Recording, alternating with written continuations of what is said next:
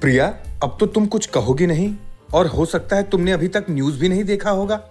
क्या बोल रहे हो? मैं तो बिल्कुल नहीं समझी। नहीं समझोगी भाई, बात हिंदुओं पर आए तो तुम्हें कभी नहीं समझ में आ सकता। ओहो राज, अब फिर से तुम मोहन भागवत की तरह मत बोल देना कि हिंदू खतरे में है। हाँ तो और क्या, हमें रक्षा तो करनी ही है। अच्छा, लेकिन किस चीज से? हर उससे जो हमारे धर्म संस्कृति के लिए खतरा हो। अरे अब साफ साफ बताओ कि हुआ क्या है। जैसे तुमने तो पढ़ा ही नहीं होगा कि पुरी के मंदिर में प्रसाद में जानवरों की चर्बी पाई गई है। अगर यही कुछ अल्पसंख्यकों के खिलाफ होता तो तुम लोग तो बवाल मचा देते। बांग्लादेश में हिंदू मारे गए लेकिन एक शब्द मुंह से नहीं निकला। पूरी दुनिया में सिर्फ भारत में ही हिंदू मिलते हैं। अगर हम साथ नहीं होंगे तो खत्म हो जाएंगे। ओह रियली राज, तुम ऐसा सोचते हो? हाँ बिल्कुल।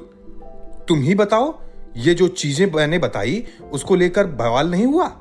वाह राज, केंद्र में मोदी जी की सरकार, जिन्हें कथित तौर पर तुम हिंदू हृदय सम्राट मानते हो, राज्य में नायडू जी की सरकार जो खुद मोदी जी की सरकार की बैसाखी बने हैं। इतने के बाद भी अगर सन्नाटा है तो बताओ इसमें किसका दोष है? और कौन कार्रवाई करने से रोक रहा है? बल्कि कोई नहीं रोक रहा। जांच चल रही है और सुप्रीम कोर्ट ने खुद बोला है कि जब जांच चल रही हो तो धर्म को राजनीति में मिलाने से बचना चाहिए। हालांकि सुप्रीम कोर्ट को भी सबको साथ में लेकर चलाना बड़ा मुश्किल हो जाता है। चलो ठीक है, जांच चल रही है, लेकिन तुम लोग के सोशल अकाउंट या बातचीत में मैंने कहीं न पढ़ा है न देखा है। तुम लोगों ने तो इसका विरोध नहीं किया या कुछ बोला है?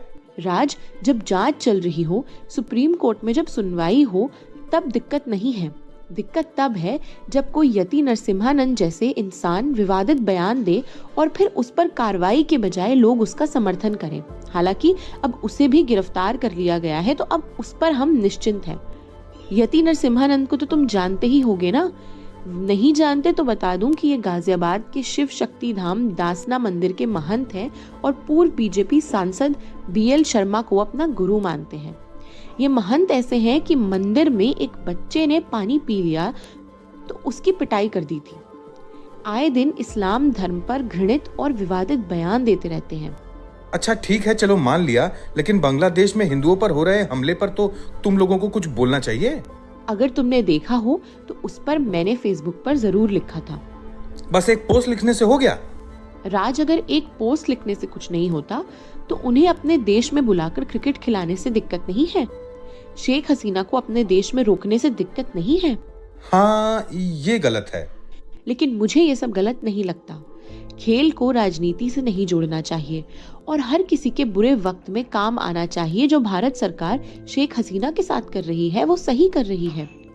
मैंने बस तुम्हें समझाने के लिए ये बात बोली। हमारी संस्कृति ही पूरे संसार को परिवार मानती है और पूरी दुनिया में हिंसा कहीं भी हो उसे कोई जायज नहीं ठहराया जा सकता, फिर वो चाहे बांग्लादेश में हिंदुओं पर हो या फिर इजराइल के द्वारा फिलिस्तीनियों पर। हाँ, मुझे इसी से दिक्कत है। तुम लोग और पूरा वेस्टर्न मीडिया दिन भर फिलिस्तीन की माला जपते रहता है, UN में भी मुद्दा उठाता है, लेकिन जब बांग्लादेश के हिंदुओं की बात होती है तो UN के मुंह में दही जम जाता है। यार, अब ये मत कह देना कि UN ने बांग्लादेश के हिंदुओं पर कुछ नहीं बोला। हाँ जी बिल्कुल, यही बात कह रहा हूँ। भोले राज, UN के अगस्त में दिए गए बयान को तुम्हें सुनना चाहिए। चलो अभी तक नहीं सुना तो क्या ही सुनोगे, मैं कोट कर देती हूँ। संयुक्त राष्ट्र के महासचिव एंटोनियो गुटेरेस के प्रवक्ता ने कहा कि वह नस्लीय आधार पर किसी भी हमले या हिंसा के खिलाफ है। महासचिव के उप प्रवक्ता फरहान ने कहा कि हमने स्पष्ट किया है, हम सुनिश्चित करना चाहते हैं कि हाल में हफ्तों में बांग्लादेश में होने वाली हिंसा को शांत किया जाए। निश्चित रूप से हम किसी भी नस्लीय आधारित हमले या नस्लीय आधार पर हिंसा भड़काने के खिलाफ हैं। यार, मुझे गुस्सा अभी भी आ रहा है, लेकिन अब समझ नहीं आ रहा है कि तुम्हें क्या जवाब दूं मैं। तुम्हें बात समझ आ गई है बस। बाकी दिमाग ठंडा करने के लिए आओ तुम्हें कोल्ड ड्रिंक पिलाती हूँ।